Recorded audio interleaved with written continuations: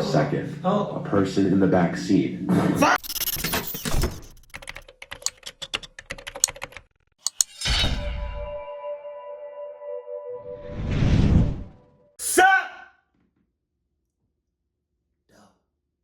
I know I look a little rough, but that's only, not only, but it's because I'm about to start filming a movie and I'm playing the dad. Like, I know the movie I was telling y'all about in my YouTube community tab. I'm playing the dad. I'm playing the dad now.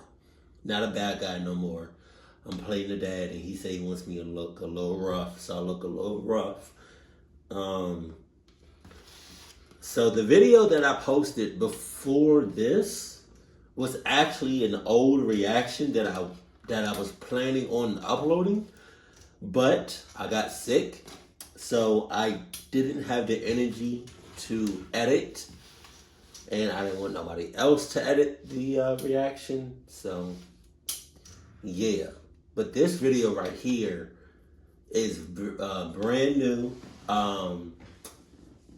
and it's after I'm sick. And I hate getting sick because, I don't know anybody that likes being sick. But, like, the thing about me is, like, when I get sick, it's either I'm not sick or I get very sick. It's nothing in between. And one of the main reasons I got sick is because I would work all the time. All the time. I would be doing something. I don't care what it was. I would be doing something and not resting my body. And I wouldn't be getting a full night's rest on a consistent basis. So my immune system was getting weak, and I just, I got sick. So I'm better now. Took some herbs, teas, all that. I know what to do. It sucks because I know what to do. It's just putting it into action. I really just need to, like, plan and prioritize my life. But it's just like it's hard to get a full night's rest when there's so much work to be done. I try to, like, please everybody, but you gotta take care of yourself. And I know there's gonna be people in the comments, take care of yourself, Gattor. Get some more rest. That's easier said than done. But I hear you. I'm gonna take care of myself, because taking them days off, like almost a week off of YouTube, that's crazy. I was working, but, like, I wasn't making the money that I wanted to make, and that sucks. So I am better now. I'm good. I'm healthy. I'm happy, and I'm ready to get back into it. Sup? Oh, that's what I was gonna say. When I get sick, like, I get, like, the regular sickness, like the headache, the sniffles, the coughs, the sneezes. I get all that. But the thing that really sets me aside from everybody else, I don't know if this happens to y'all, but whenever I get sick, my skin becomes very sensitive. And it's like that touch sense, out of, like, all 5 senses, my touch sense gets heightened, heightened all the way up. So it's like anything that touches my skin, I get irritated to the max. You know how hard it is to sleep on the bed, to put on clothes, to sit in the car, to drive, to get hugs, to dap up somebody. You know how hard, like, my skin, I hate that. Oh, I don't want to do nothing. All right. Sup, though? This is a second edition of Night Driving Horror Stories. Sorry. But before getting into them, I want to talk about today's sponsor, Scentbird. Scentbird is a company I've talked about before. It's a monthly cologne and perfume subscription service that lets you discover countless designer fragrances without committing to the giant, expensive bottle. Scentbird carries some of the finest fragrances, like Gucci, Prada, and Versace, and delivers them right to your door for just $17 a month. You can explore. God damn, 17? Jesus Christ. I'm a cheapskate, so I ain't, hey, that's a lot to me. What does this have to do with your brand, like your channel? You're all about horror stuff. So what do you like? You're talking about fragrance? Unless you, Mr. Nightmare, are coming out with a fragrance, then this is so weird. You talking about fragrance? They must be paying you a lot because I don't know why you would talk about this. Oh my God, you talking about a fragrance? It's like me talking about Nike. You know, Jesus Christ. Less than a minute, and we'll give you personalized results based on what you're looking for. If you're interested, click the link in the description and use my coupon code NIGHTMARE for 55% off your first month. Scentbird is available in the United States and Canada, and for only a little over $7 for your first month, you'll get this is so not you. Like, Penguin of Madagascar. I don't know. I once had 2 job interviews in North Carolina. I lived in New York at the time. I was taking the drive down there instead of flying to save money. My at-the-time job sucked, and the 2 jobs I was interviewing for could finally be a new start for me. They were corporate office jobs with a lot of benefits and good salaries. Plus, the weather would be much better than New York. I was driving down there on a Thursday night. I took off from work Friday because that's when the 2 interviews were. Since I had to work Thursday, I had to hit the road as soon as I was off work. I stopped home first to grab my suitcase and other stuff I was bringing. Then I said goodbye to my family and set off. It was a long 8+ hour drive ahead of me. My ETA was into the early hours of the morning, like 2 a.m. I was heading to a Comfort Inn. I drank like 3 cups of coffee my first few hours driving, and for a while I was good. But if you're already running on fumes, no amount of coffee is going to keep you going. I already didn't get much sleep the night before because I was stressing over these interviews, and after a long, busy day at work, the last thing I wanted to be doing was driving close to 9 hours. It was late at night now. I had about 2 hours left in the drive. There were very few other cars on the road this late at night on a weeknight. I was starting to feel really sleepy now, but I knew most of the drive was behind me. Suddenly, on the side of the highway, I saw a man in a suit standing there, not walking, not moving. He was facing my car, and as I looked at him as I passed, I saw his face turning to follow my car. I said out loud, "What the fuck?" That's all you should have said. What the fuck? That's all you should have said.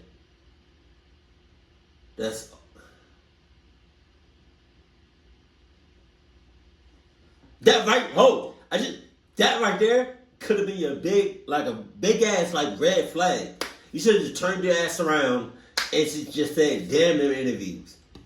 It was truly bizarre. I almost contemplated turning around and asking if he needed a ride. He was just...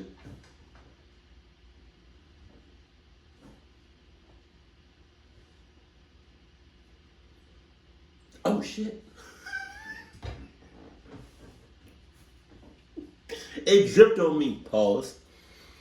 I was looking at this, and does oil ever go bad? Is it like we have honey that never goes bad, or a few thousand years, but even then, water that don't go bad, and it's like, oh, does oil ever go bad? Is there an expiration date on oil? I've never seen oil with mold on it. So I don't know. In the middle of the highway in a suit at like 12:30 at night. I came up with stories in my head about what... Whole time, that's your boss? That's your interviewer? Right? That's the person that was going to interview. It's in the woods, yup. It happened, like maybe his girlfriend kicked him out of the car. I did this to keep my mind awake as I felt like I was drifting away. Then something beyond frightening happened.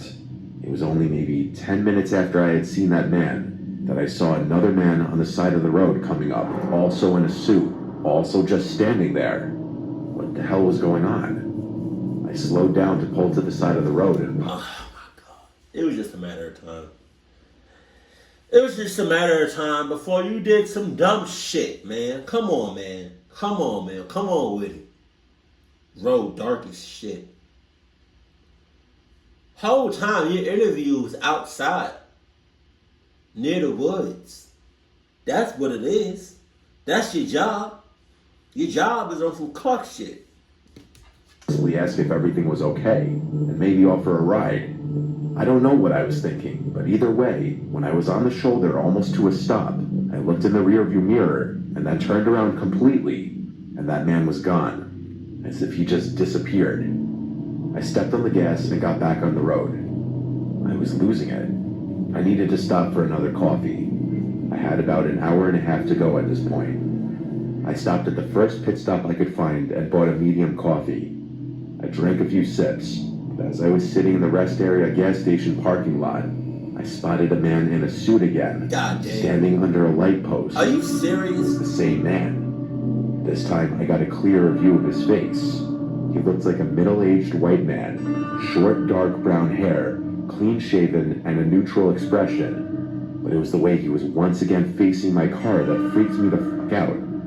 I turned the car on and got out of there without looking back. I wanted to complete this drive, but the coffee wasn't doing it. I felt like I was going to pass out behind the wheel. I wasn't going to make it, so I pulled off the highway and parked in a random parking lot. I angled the seat all the way down and I attempted to go to sleep.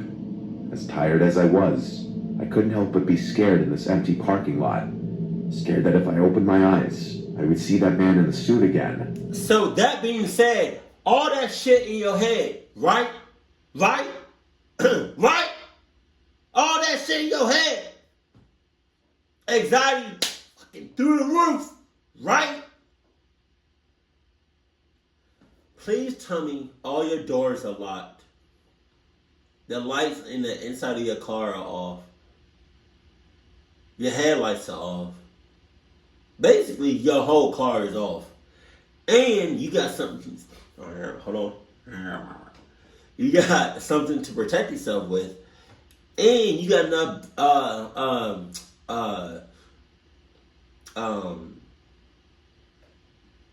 charge in your phone, like for your battery. So it's like your battery, your phone is nowhere near dead.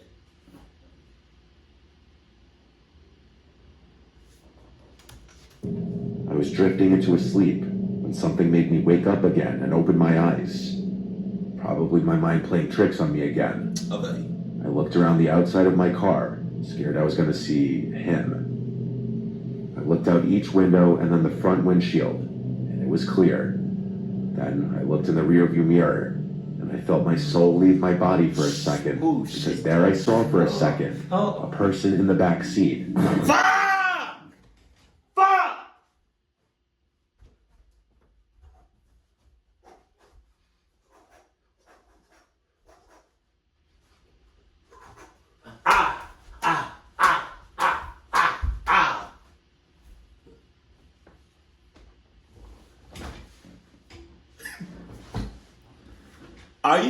Are you dead ass?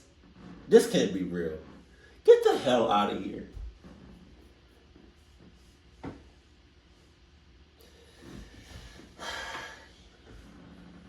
Ugh.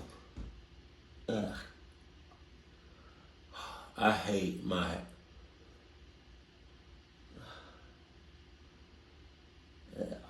mustache.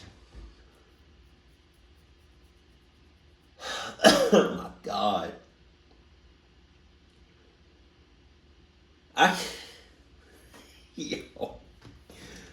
Yo, man, that's crazy.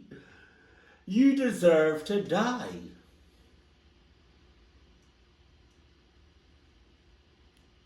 It was the man in the suit again, but I didn't look long enough because I opened the door, screamed, and fell backwards out of the car as I crawled back. I kept screaming until I finally got up, looked inside the car, and saw nobody. The back seat was empty. What?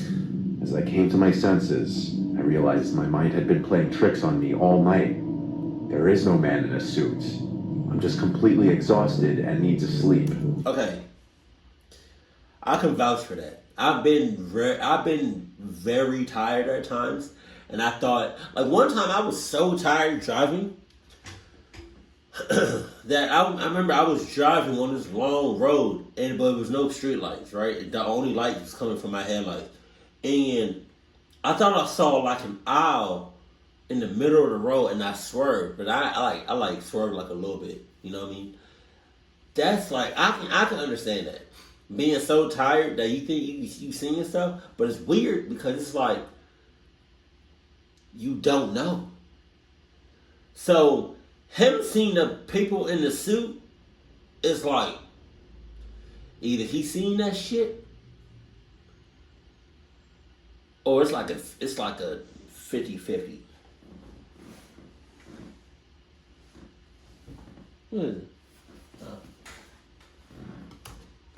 I got back in my car, my heart racing. Honestly, now though, I was too awake to go to sleep. I turned the car back on and finished my coffee and banged out the rest of the drive.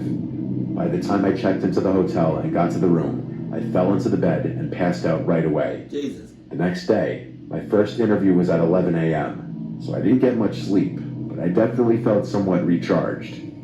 However, the second my interviewer walked out to greet me, I froze up. My interviewer looked identical to the image of that man in the suit I kept hallucinating the night before. I know the interviewer noticed me freeze up. I could see it in his face. I tried to recover from this, but it set the tone for the rest of the interview, and I was completely nervous and out of it. I felt like I were in a dream.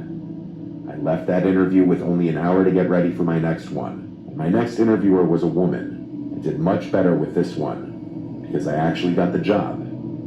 I still work here and live in North Carolina now.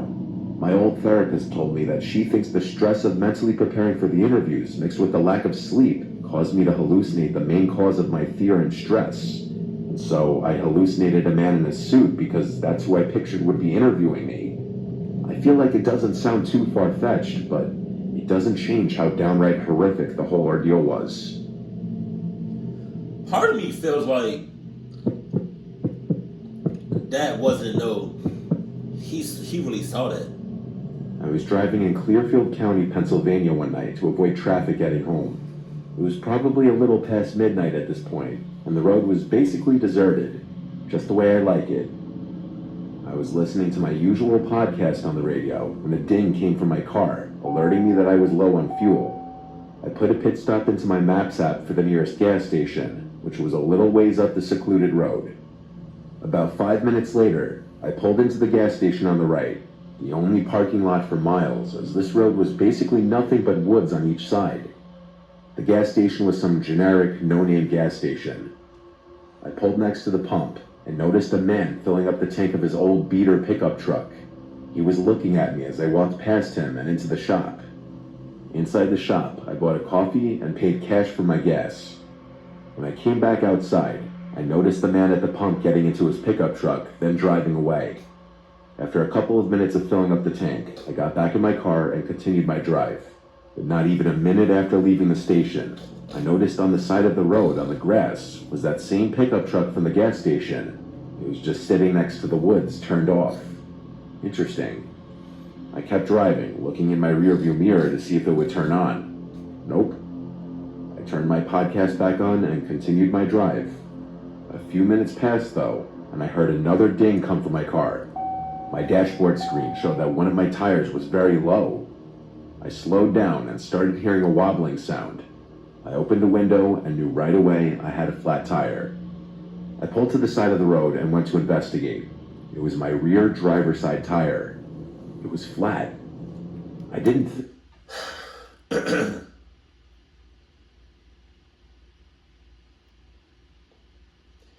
I bet y'all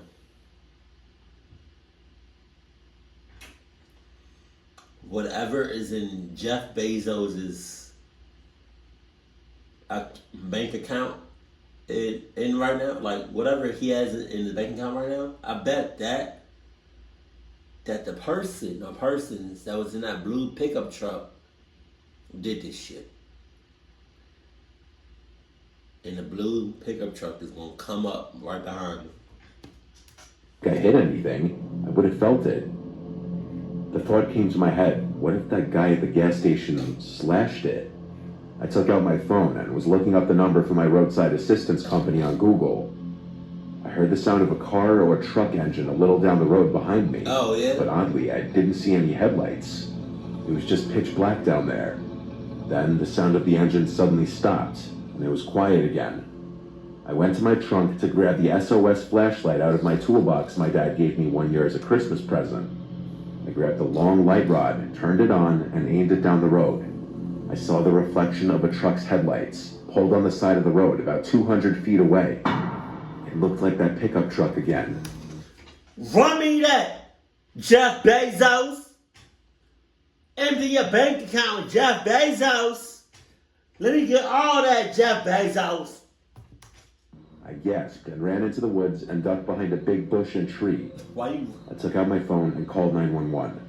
I heard the sound of the truck down the road starting, and this time the headlights were on.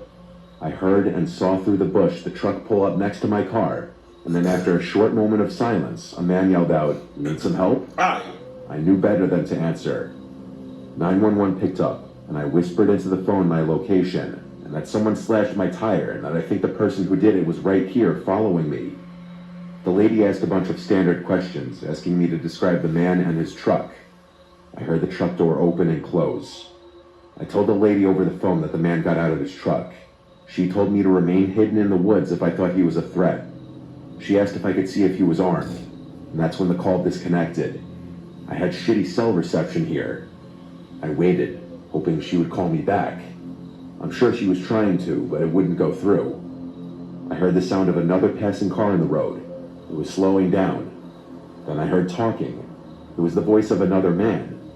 I crept closer to the edge of the woods to get a view of the road. I saw the man from the pickup truck standing next to this other stopped pickup truck in the middle of the road. He was talking to a person in the truck. I overheard the creepy man coming up with this fake explanation as to what was going on here. At that moment, I rushed into the road yelling, "Help, I don't know him." Both the man in the truck and the man who followed me looked over to me. I said to the man in the truck that this man slashed my tire and followed me here. The man in the truck's reaction was to look at the man with a disturbed look. The creepy man denied having done anything to my tires and claims he's never seen me ever. At the same time, he hurried away to his... Okay, alright. Alright. You see, he could have just said, you know, I didn't slash his tires. Could have just left well enough alone.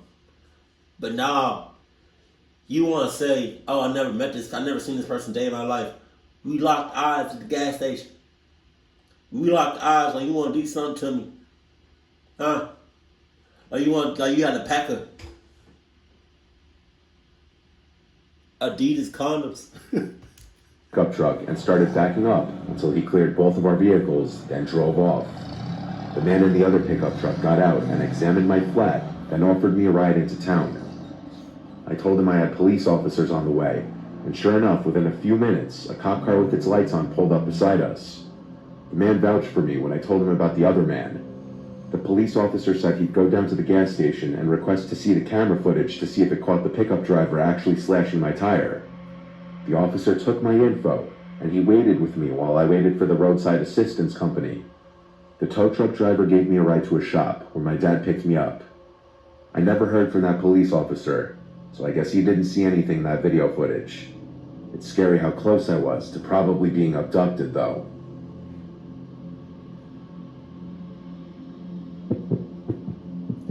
I still would have gave the person that gave me the ride. I still would have gave him like that side eye, bombastic side eye. It was the most horrific, haunting night of my life. It still sends shivers down my spine. I'm 28 years old, and my boyfriend Todd lives in a different state from me. We take turns visiting each other for the most part, but I'll usually end up visiting him more often because he has his own place, and I still live with my sister as a roommate. Jesus. I was going up there for a week because it was winter break and I had off because I'm a teacher, so I packed a lot. I was taking up there my crappy '09 Hyundai Sonata that I bought for my sister. Up where Todd lives, there was snow on the ground at this point, so the more north I got, the more careful I had to be driving, as that car was not really built for driving in the snow. It was on the later side, and unfortunately, it was starting to snow really hard now. There were blizzard warnings earlier, but both Todd and I agreed it would be better to try and beat the blizzard tonight rather than come tomorrow when the roads are full of snow.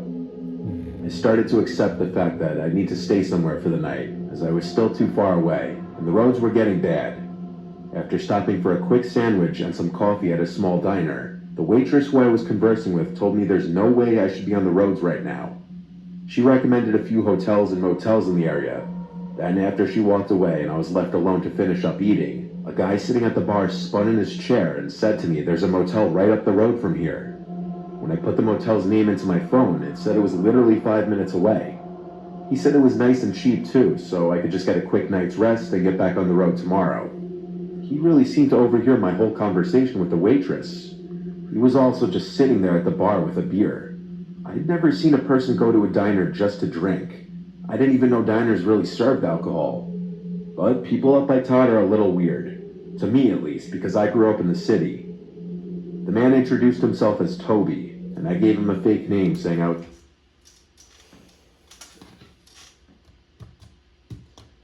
Toby is in cahoots with my boy!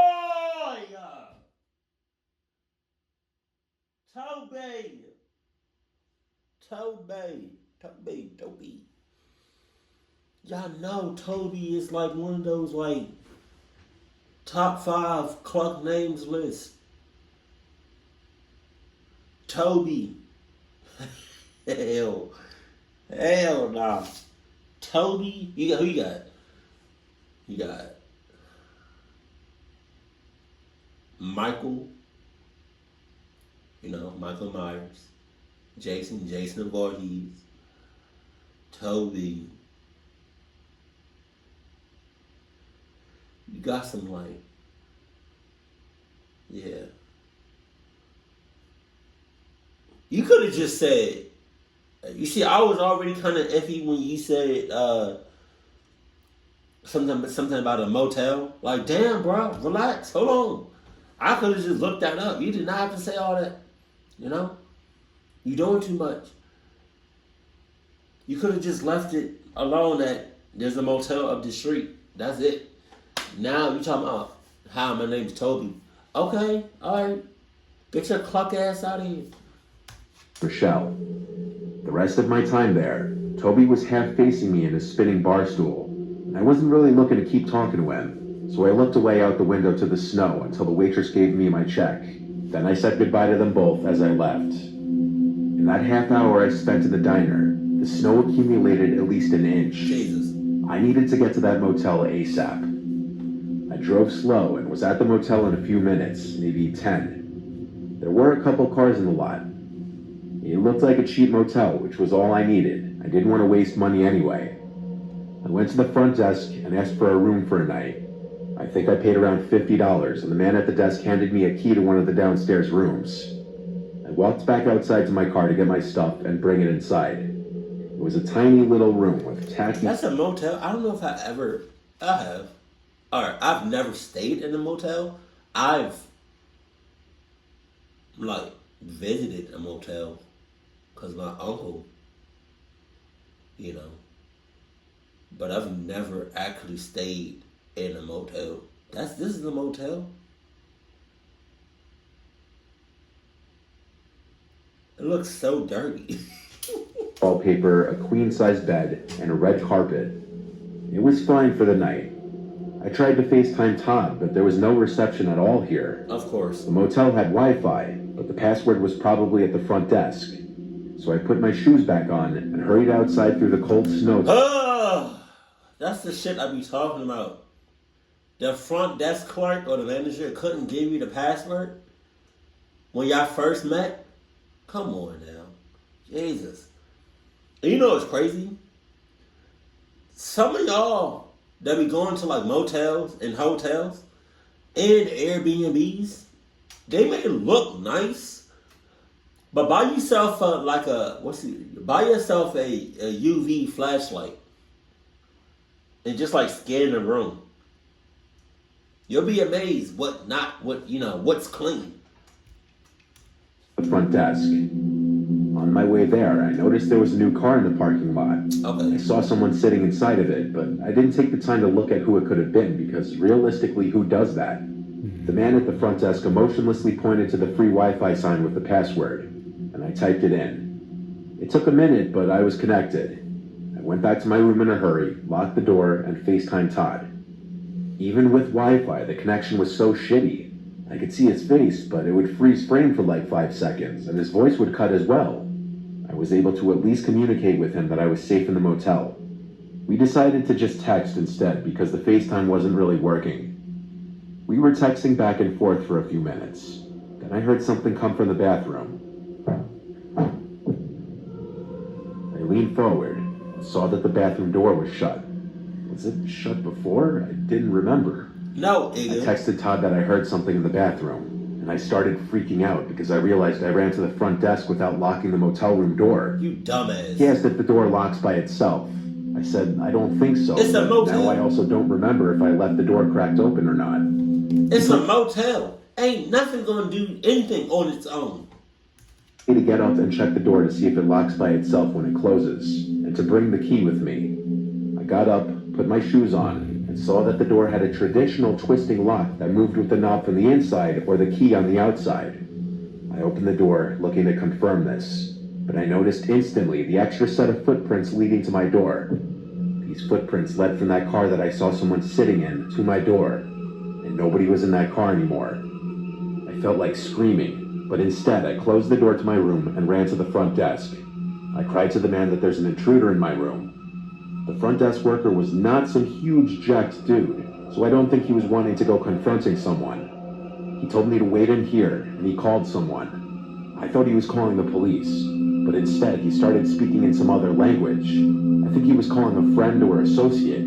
He hung up and told me again to just sit tight in here with him. I was standing in a position where I could see out the glass down to my room, and I let out a shriek when I saw the door to my room open and that man Toby from the diner walking to his car. We locked eyes for a second before he got in his car and backed out onto the unplowed roads, disappearing slowly down the road. The front desk worker's associate or friend or whoever it was arrived a while later. He was this big guy who didn't speak English. I don't know what they were saying to each other, but the front desk worker told me he would give me a different room free of charge to make me feel better. I didn't feel better, but I didn't have any other options of places to stay at this point. I took the new key, and the 2 men helped me move my stuff into the new room. Todd offered to come here, but I told him not to. It would be too long and too dangerous to drive in the dark and the snow. The next morning, the streets were somewhat plowed, enough to get through the rest of the drive to Todd's. Looking back, I don't like how that motel worker probably didn't call the cops because he didn't want his motel to get any negative attention. I called that diner to warn them about that man. I have no trust in strangers anymore. Not after this. But whole time. What? What? Go back. What was that?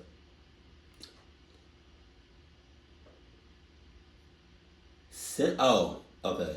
I know what. Okay.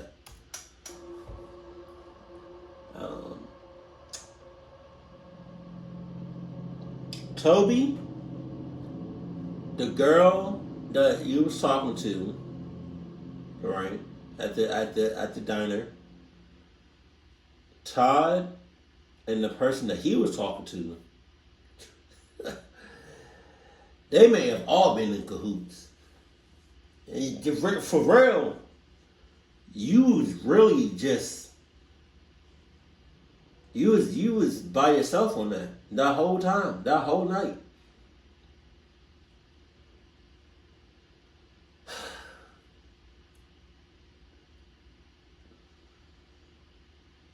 Sometimes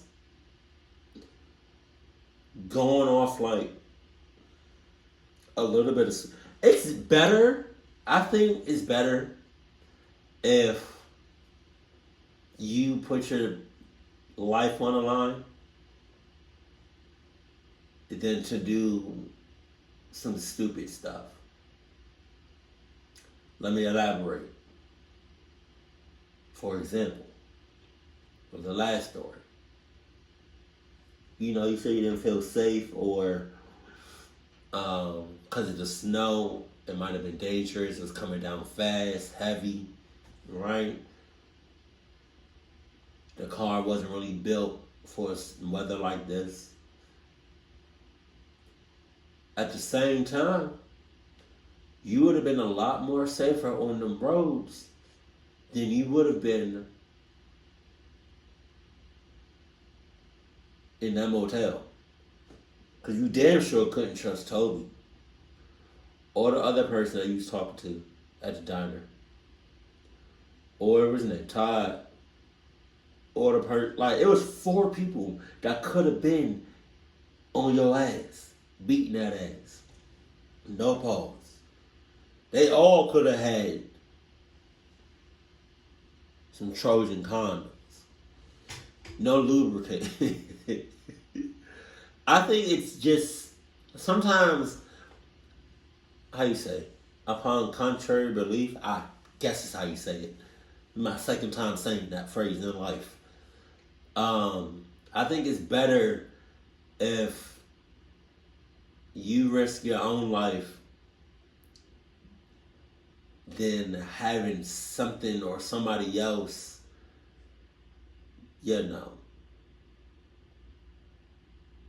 how you say, having your life in their hands. I guess that makes sense. I don't know. I think what I'm saying is, I think it's better, like for all these stories, it's better to be driving on them thick ass snowy roads than to be in a motel with 4 people that barely know you. Keep it cool, keep it classy, and I love you. Stay happy. I feel.